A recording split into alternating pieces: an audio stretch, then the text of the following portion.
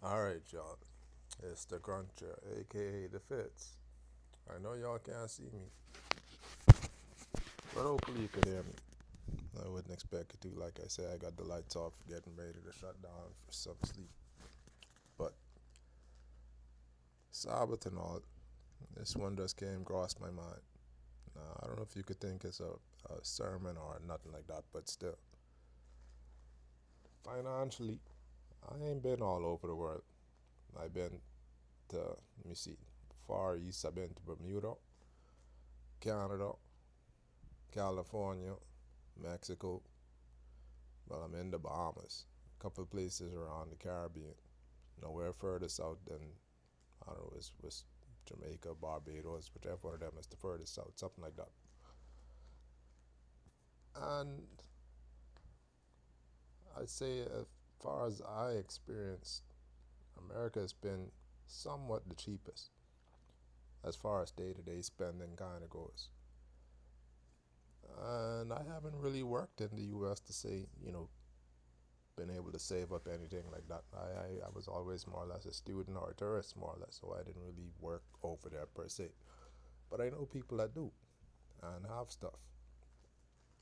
And I look at some of the prices of some of these things that people ordinarily use on a daily basis or have homes, vehicles, mainly homes and vehicles.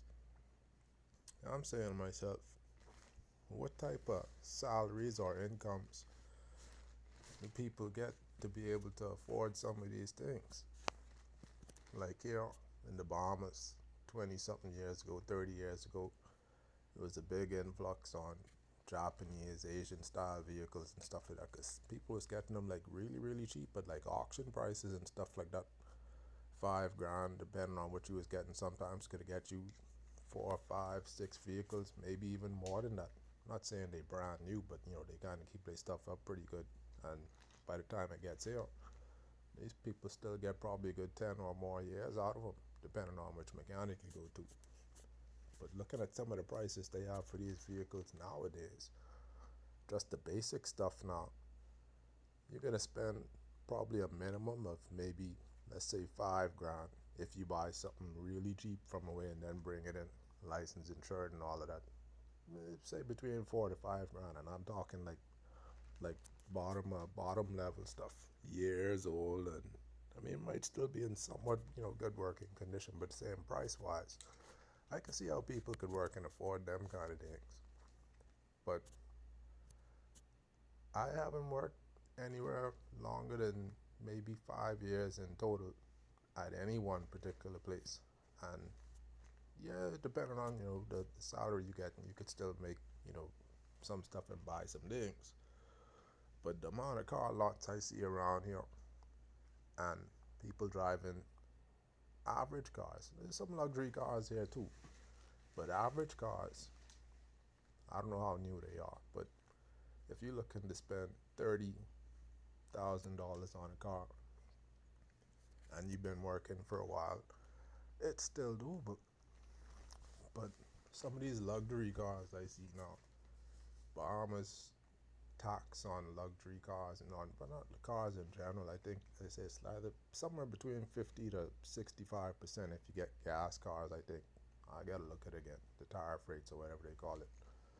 So that means if whatever you purchase, say it costs, I don't know, $10,000, you're gonna spend probably like, I don't know what, 16, maybe $17,000, somewhere around there, by the time you get it here to be able to drive it. And if you buying one of those cars that's new, say stateside, which is the closest to us for buying cars regularly, if they selling them over there, 60, 50, 60, $70,000, and they bring them over here, you're looking at close to $100,000, 80, $90,000 for a decent car.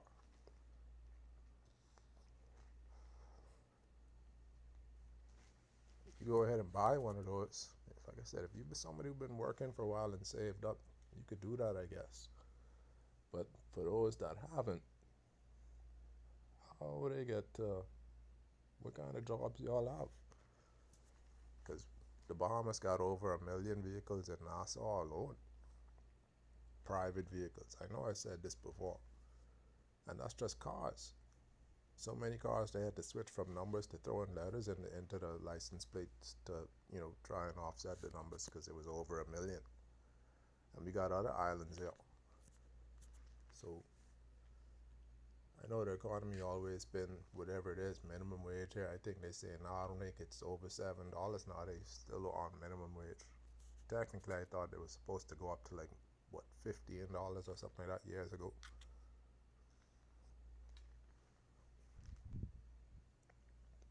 Yeah, there's the government people. I think their salaries start somewhere around back in the day, maybe 500 or so per week.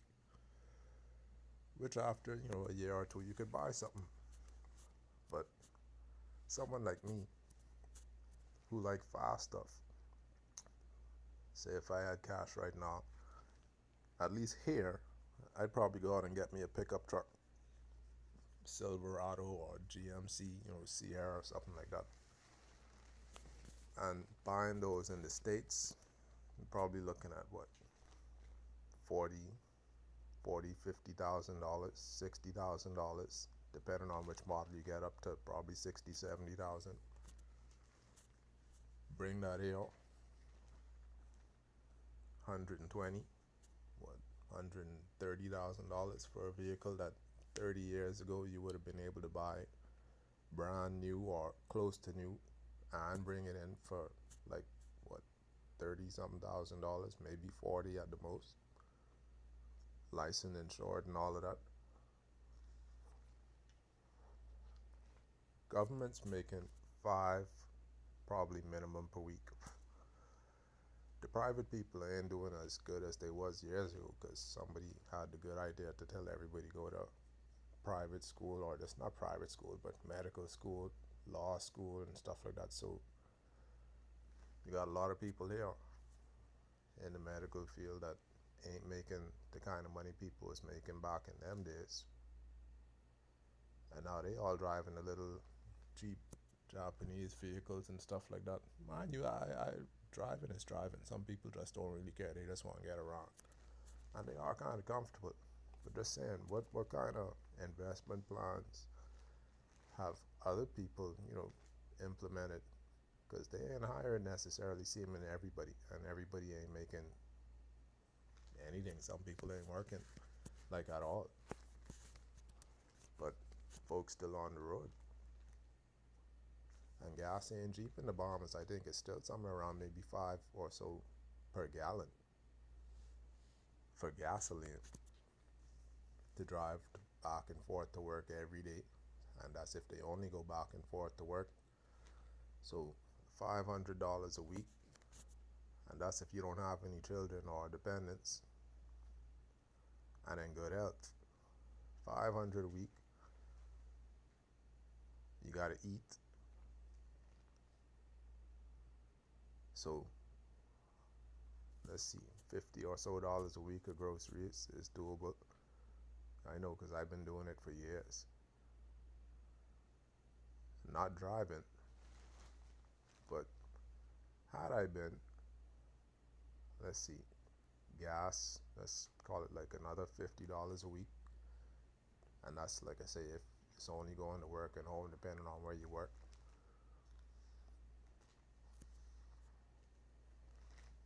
Bills,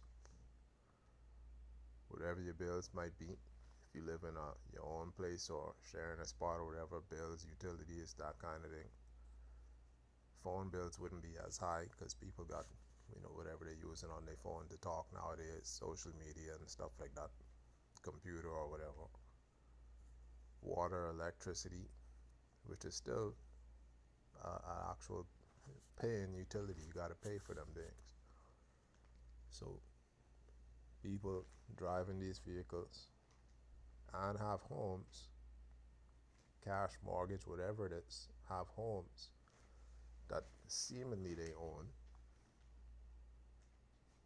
And homes here, the cheapest homes I'm seeing is still $50,000, $60,000, 40, 50, 60,000 for like really, really cheap homes, probably dilapidated, falling down.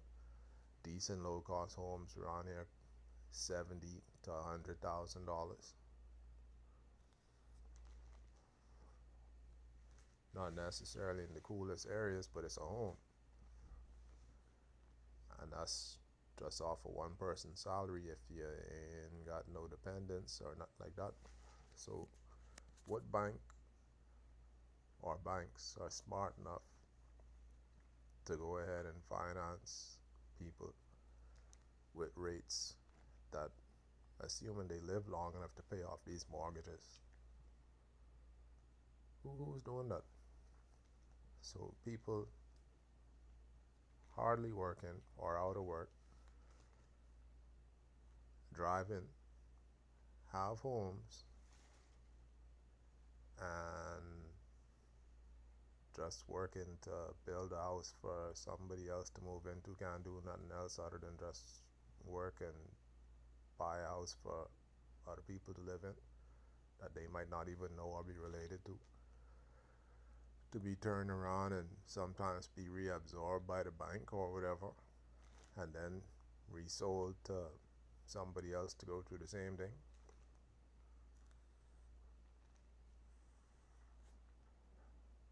Hmm, interesting. So, what is making money? I am one of those people that trusted cryptocurrency and stuff like that, jet Bitcoin and all them kind of things. Especially after that dude went overboard with his investment strategy or whatever, with however many 30, what was it, however many billions of dollars worth of stuff that people had actually invested in, and it all bottomed out. Like I said, I noticed there's nothing much around here for people to go out and spend on other than go and eat somewhere. Clubs, I mean, I know they have little parties here and there, that kind of thing. They ain't expensive, $20 or so sometimes probably to get in, and then some drinks. Now, if you don't do that all the time, then I mean, I guess that's doable. But crime isn't necessarily as bad as it used to be back in the day either. So there's less stealing, probably because there's not much to steal, and technology and whatever else. Less jobs, more people, less jobs. As far as I know, it seems like salaries haven't really increased that much. So what's the trick? How are these people doing it? It ain't drugs. People ain't dealing, I guess, like how they used to back in the day. Because for one, I don't think people are into it like too much like how I guess they might have been back in the day. So where's the money coming from? It ain't all Bitcoin. It can be all Bitcoin. Stocks and stuff, not with the way things going on around the world. Nothing really seems to be very solid as far as investing and making money. But people still have things. Who's gifting people all these cars and vehicles and stuff like that at that rate? To have a million vehicles on the road still in Nassau running around with $5 $5 per gallon gas. $5 at the tank.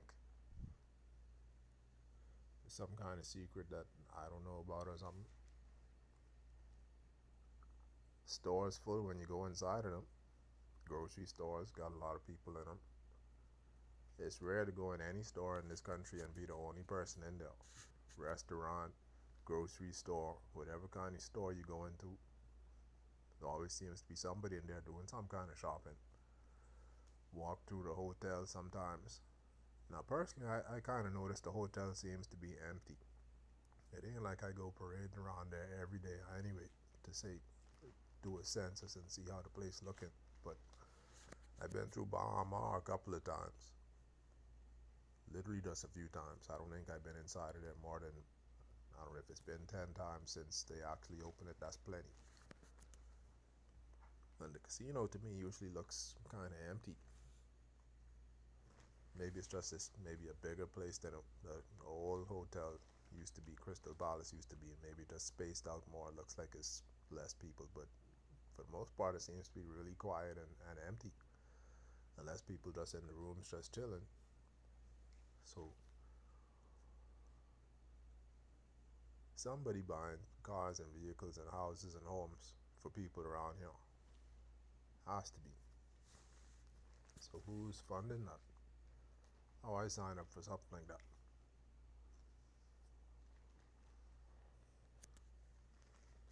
Mr. Father knows I've been tired of walking and catching the bus or riding bicycle.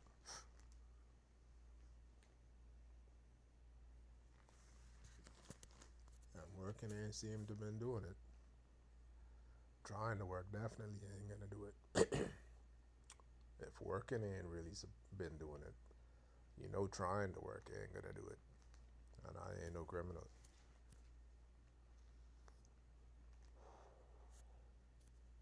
Never have been. So stealing off the menu. And if dealing was stealing, like I say, people don't seem to be. At least I don't know. I wouldn't know. I can't really say that, but that ain't something I really ventured into to even see. But money in the country, seemingly, unless everybody just rushing around trying to, who knows? They got the place locked in like some kind of like in laboratory or something like that. Nobody in, nobody out. Increase fees to make it harder for people to go to other places where money is possibly available. Strange. So the people broke and working to work, and the countries thus imposing these higher fees and tariffs and this, that, and the next thing would only do so if they're in financial troubles also, or expecting to be. So, but people still buying cars and vehicles and homes. Construction ain't as big, but I mean, this place already kind of congested for homes and stuff like that anyway. Family islands. I don't go as often as I used to. I haven't been off the island now for a couple of years, but the one place that I actually used to go quite often, I didn't really see a whole lot done over there since when I used to go regularly. But I hear we got about 11 million tourists or something like that last year or something. Now, are they coming and spending, or are they just coming and looking? What's the plan? What's the strategy? The golf course empty. Back when I used to work there, that place was jamming. I know was introduced as a private place or semi-private place, and maybe people still think it is, but they increased the rates on golf, and every time I ride past the golf course, you might see one or two people out there as opposed to more than a few people out there. And that's the actual golf course, not the range. The range seems to be kind of busy, but then there's only one golf course I usually pass on a regular basis. So just based off of observation, seeing, talking to some people, you go inside of some of these stores, hardware stores, the mall, the place full of employees. Well, they got a lot of employees compared to how it used to be. But what are they doing? 5 a week, that's government salaries. A lot of people still getting 200, 250, 300, but yet still have homes and children and dependents. So the government gives people loans off for 200, 300 per week salary. That ain't necessarily totally sustainable, or, well, definitely 100% secure. to say that they won't be replaced or leave or fired or get sick or whatever else and can't work. And there's not many homeless seeming people. I mean, I know there are some, but not as many as there were, I guess, during pandemic time or shortly after pandemic time. So what's the plan? What's the secret? I hear people talking about trading, trading, trading.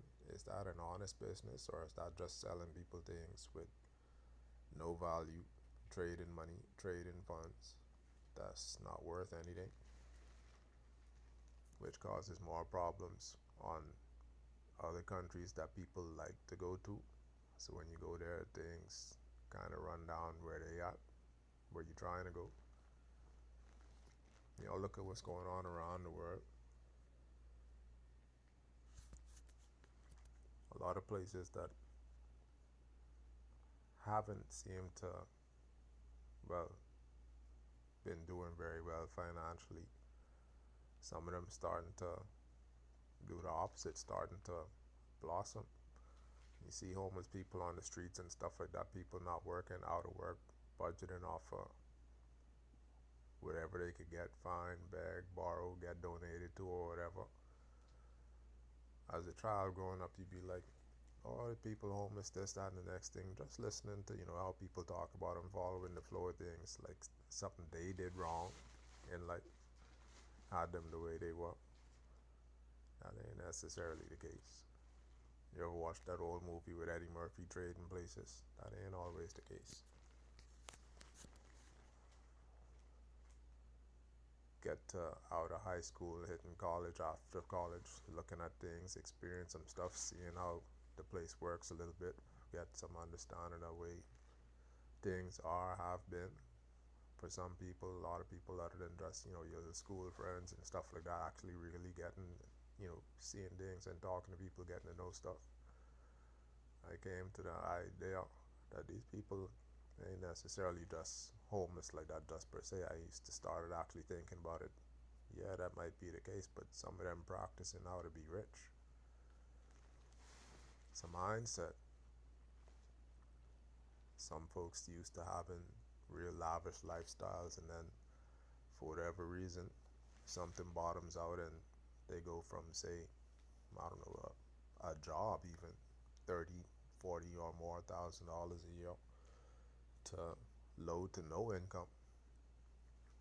And they got a budget off of maybe what they have saved in the bank, which might be, I don't know, a couple hundred, average out to maybe 100 or two a week. And they frantic, pulling their hair out and all them kind of things because they're trying to figure out what's happening. Meanwhile, people been learning how to live off of $5 a week, $10 a week, 20, 30, 40. God bless some of us to get a little $50 here and there, $100 here and there. So God decides to bless us with something more than that.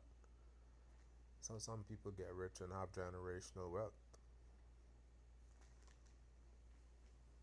from not having much or access to much. And then when they get something, they have a really good, strategy or plan to be able to keep it, to make it useful, to make more. They've seen what happens when people have and don't have. They've seen what people interested in, economics, marketing, strategy, seeing how money moves, not just around them, sometimes worldwide, especially since you got stuff online and stuff like that, news and everything. Meet people from other places and hear what happens where they from, that kind of thing, as opposed to just thinking it's just gonna always be there. These wars and stuff happening, some of the richest people in the world go out of business in the matter of a flash, a boom, bomb hit, all of a sudden everything shuts down. Bank full of money, quote unquote, as far as the bank is concerned, paper, cash, whatever their monetary system is. All of a sudden now they can't get to it. just plain vanish. Entire banking system shut down. And by the time it may be able to get back up and running, the people that was there running it, ain't nobody know nothing but who had what in there. All the eggs in one basket, or they egg in one basket. While now, like them end of days movies and stuff, Resident Evil and stuff like that, plague movies, them kind of things, World War Z, them kind of things. You start thinking about them kind of things. What happens when all of a sudden nobody has anything, or hardly has anything? How many people on the planet gonna thrive or survive then without God? We struggling now with Him. Not saying other people might not feel it differently. We still manage to smile because we know He with us. But others that ain't been thinking like that, looking to eat each other and all them kind of things, because He ain't been in them. They didn't reach out looking for Him, so their mindset different. They ravaging.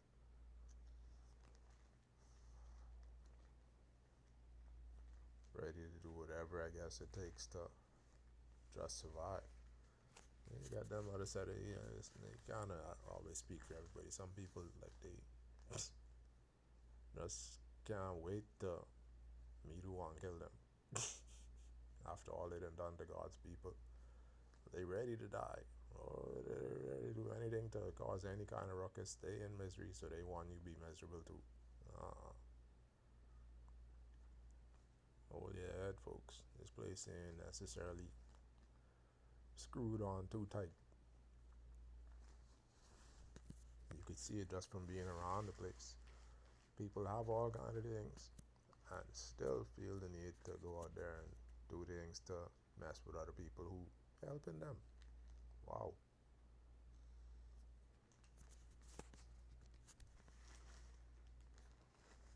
But now back on this thing. How is people making it? I could understand people with generational wealth. Sure. I mean that's easily understandable.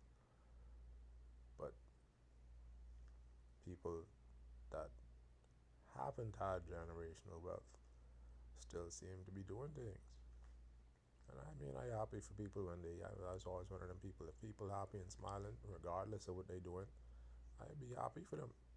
I know what I have. I don't have to know nothing much, but just seeing people happy and smiling, that's always just been cool to me. People always grungy and grumpy and all them kind of things. I mean, you understand why they might be, but hating, and they have everything everybody else want, and sometimes what you want, but they still just saying something and just ain't right. How you can be happy for people, and then they don't be happy for you. They happy for each other, but don't be happy for you. That's weird. So there's a biblical number of 144,000 people. Y'all churches might have told it to y'all. You might have heard it yourself, looked it up, read the Bible yourself. So everybody that you see happy, ain't necessarily, who knows, happy for the long term. I mean, you could understand why God have people in place to do this, that, and the next thing, to build up His kingdom. He's doing it in the way that might not necessarily make sense to a whole lot of people, mysterious ways and all of that. But you got some people out there who, whether they know it or realize it or not, might be like pawns in God's kingdom. Whilst they looking like kings and queens and stuff like that, some of them might actually really be like pawns.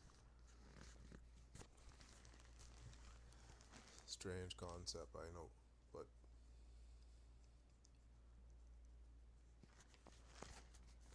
if God's kingdom is going to be made up of the people that rise up. Common sense and understanding, but maybe that might not be common sense, but you got some biblical sense and understanding to know you can't rise down.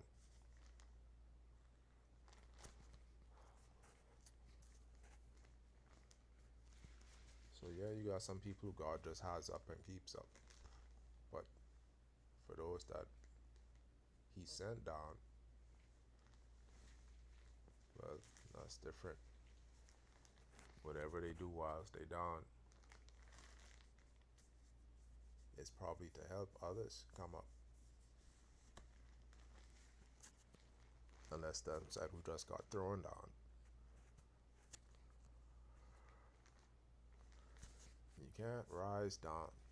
So a lot of them people, like I said, you see them out there in the school of hard knocks, school of hard life, school of struggle, school of thought. You'll ever get to thinking, looking down, God don't want you necessarily doing that, don't be judging people. So come a time when you come to realize that you can't necessarily judge people because God will flip the script on you. He can. He has. So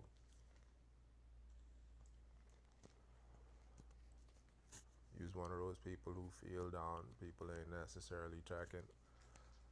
I understand that's just supposed to happen for some people. But look up. If where you want to go, how you want to be, how you want to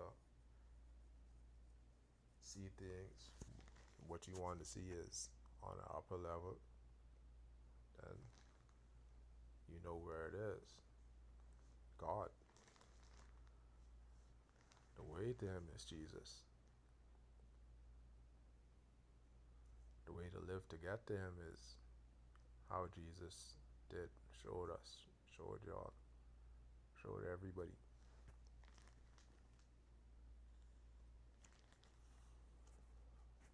While He was walking around, and what do you say, riding a donkey or something like that, or mules, whatever they used to have back in them days, in them parts of town. Principle is, concept is, He came from the Most High to the lowly, to everybody really, but born in a manger, all them kind of things. That was like the lowest of the lowest, I guess, in them times. Seemingly, from what I understand. And gave everybody, I guess, the chance to follow and accept His ways.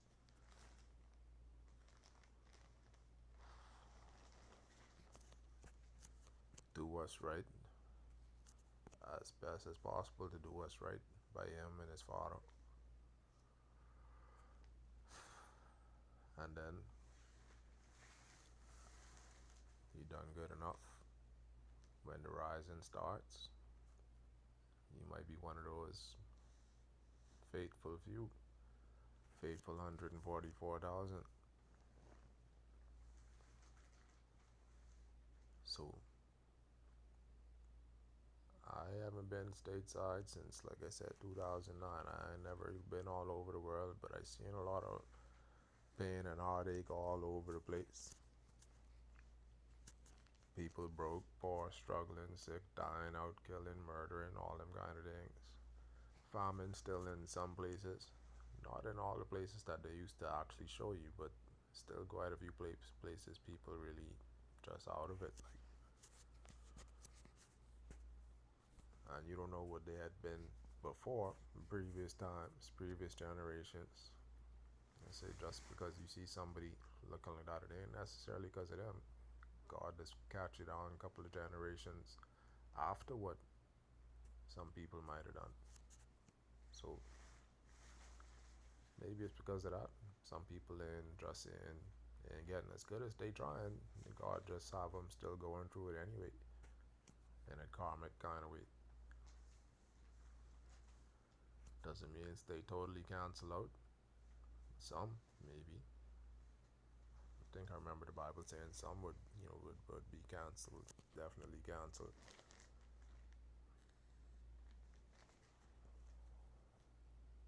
But you only know when you know.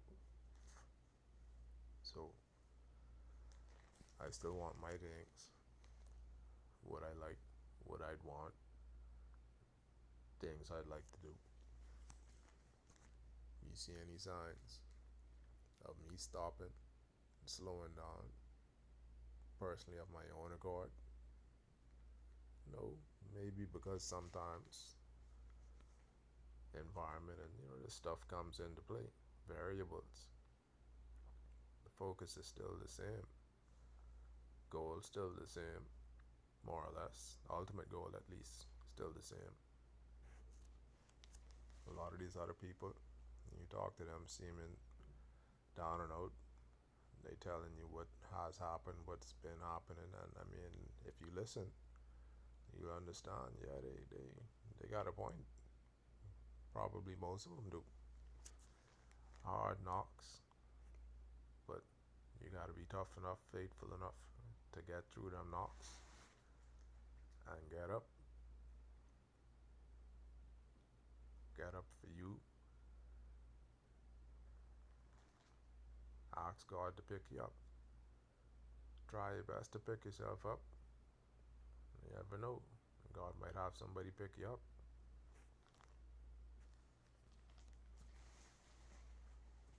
People talking about the rapture, stuff like that. This guy on TikTok specifically talking about the rapture, like he could determine when the rapture is supposed to be. And I watched him for a couple of days, and then remembered seeing in the Bible, ain't nobody gonna know when that is. Only God knows when that's gonna be. The return of Christ, the rapture. From what I understand, they saying that's when people what? I don't know, I've heard different things. I ain't gonna look it up right now, but it's either they said when people rise up and disappear to God, raptured up, I guess, to heaven or something like that.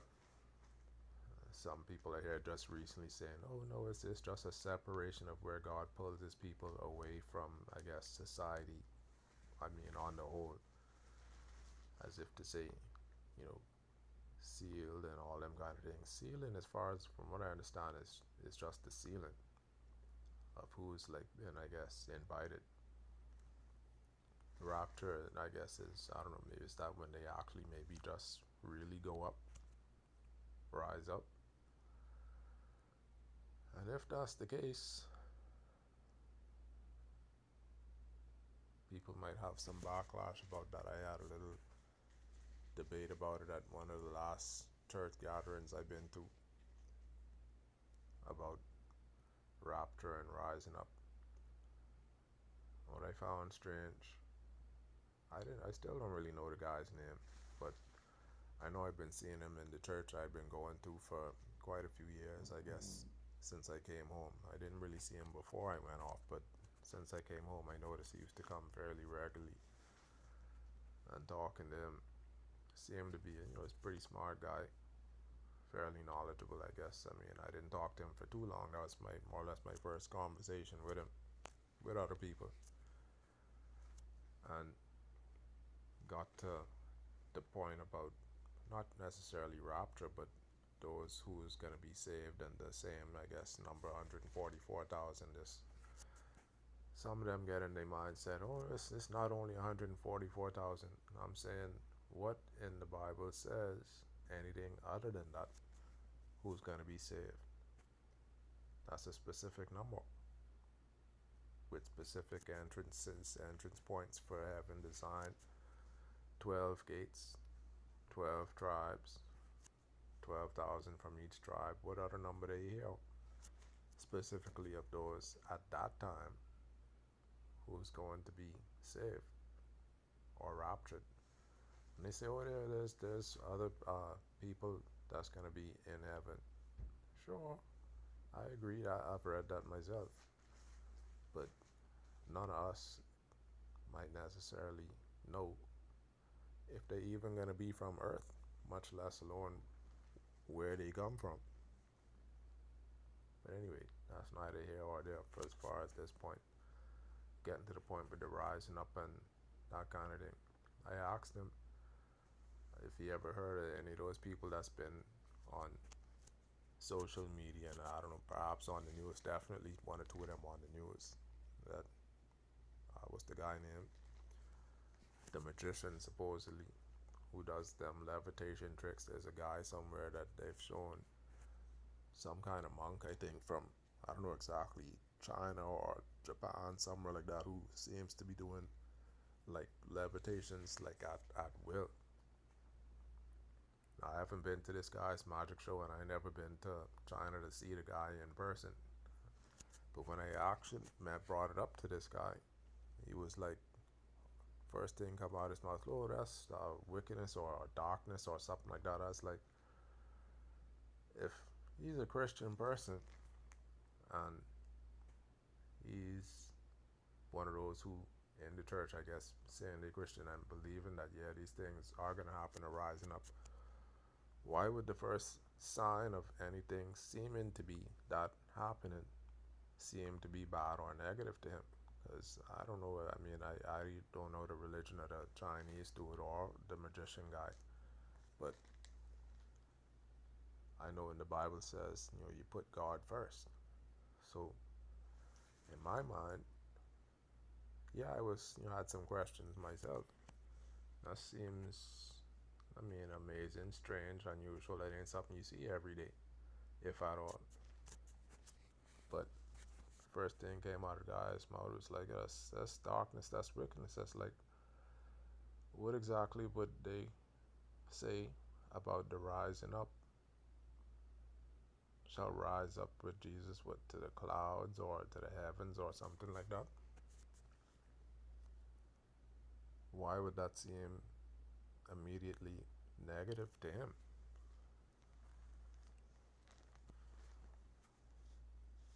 And I asked him, had he ever been up off of the ground? And he didn't seem to want to answer that.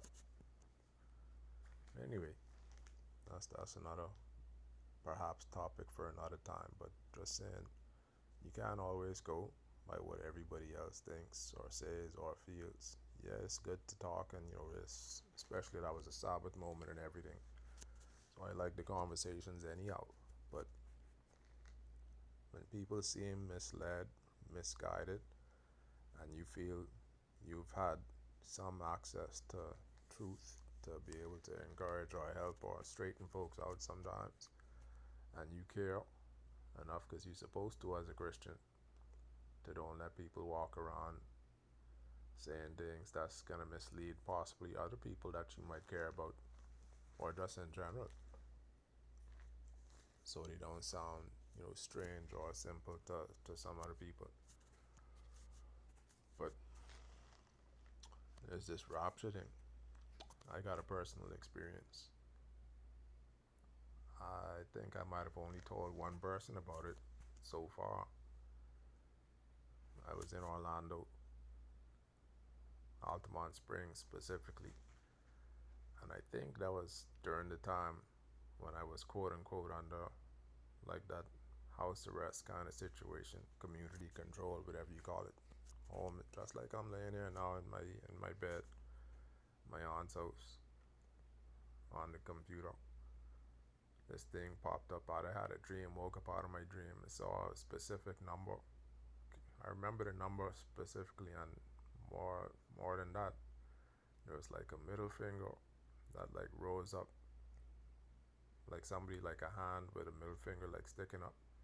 And I could remember it didn't seem like a negative thing. I woke up feeling like out of my sleep, like sort of right after. I don't remember all the specifics about it, but I just remember that, and I felt like extremely like energized, like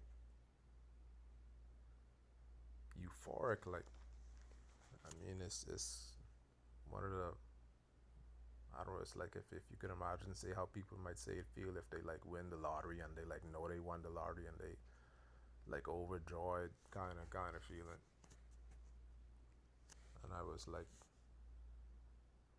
I didn't know what to say or think. But I know I had to go and do my check-ins because I had to go, I think, like once a week to go do my check-ins at the whatever you call it office, not the probation or the community control office.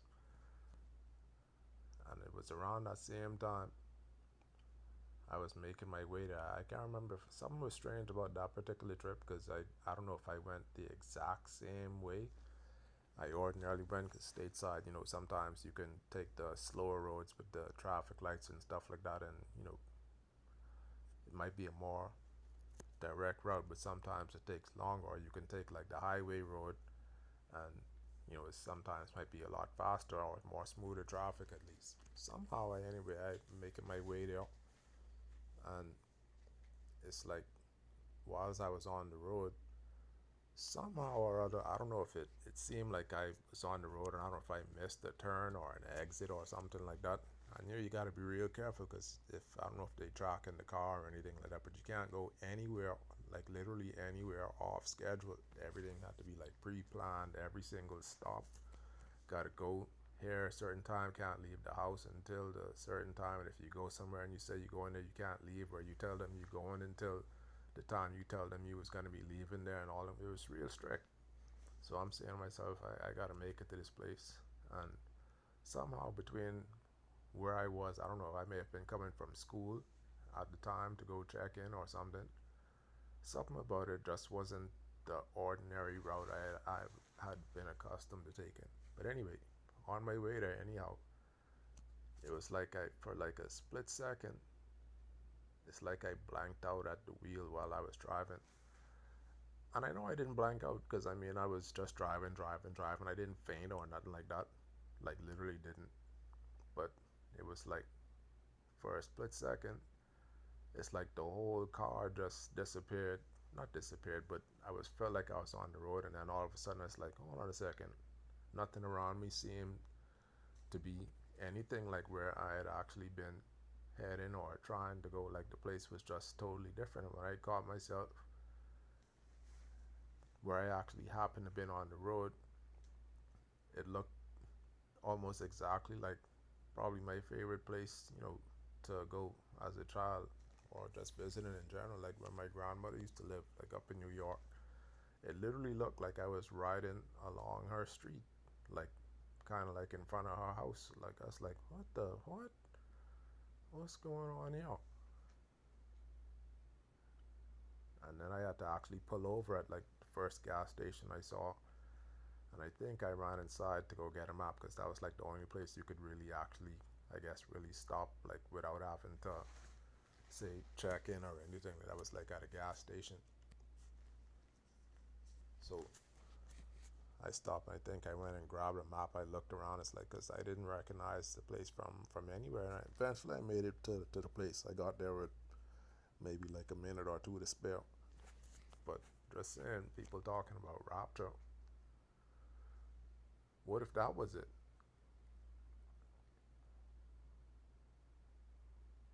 Wake up out of my dreams, and with the probably the best feeling I've had. And I've had sex before, but this was a different type of feeling. It wasn't just a couple of seconds or whatever the thrill is from orgasmic. It wasn't like that. It was just divine. Like, it was, and then that time when it's like when the disappearance to be at like what I consider probably my favorite place. Is that like a sign of something? Anyway, that was like around 2000. I know I was still driving at the time, so that was before they came and took the car back to my sister. So that would have been like what, 2008. Hemmed up 2008. Graduated in 2000, I guess that would have been about 2008, because I finished like 2000, November 2007. 2007? No, November 2008. So it was around that time. I say about 2008 or earliest 2008.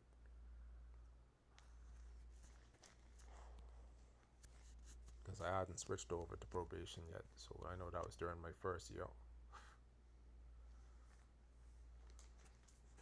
So people telling you things like that about being lifting up, rising up to the clouds, rising up to the heavens.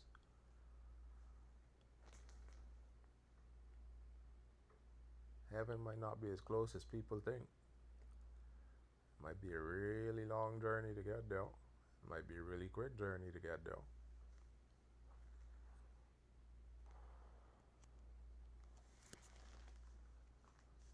And when you get there, I'm not sure if you're even going to know.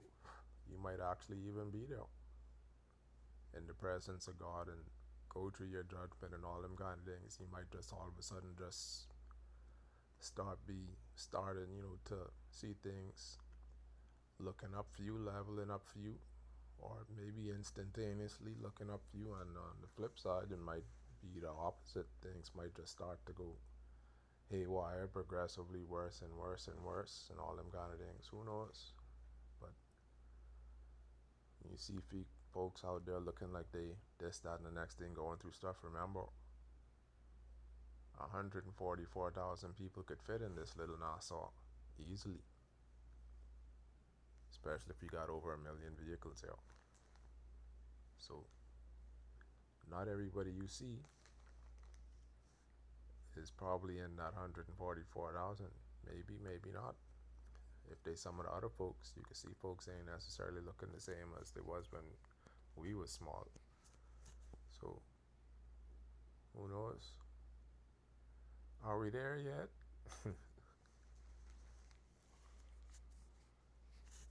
Anyway, I know I like to hear testimonies and stuff like that from people, especially on Christianity and God topics, that kind of thing. That's one of mine from me to y'all.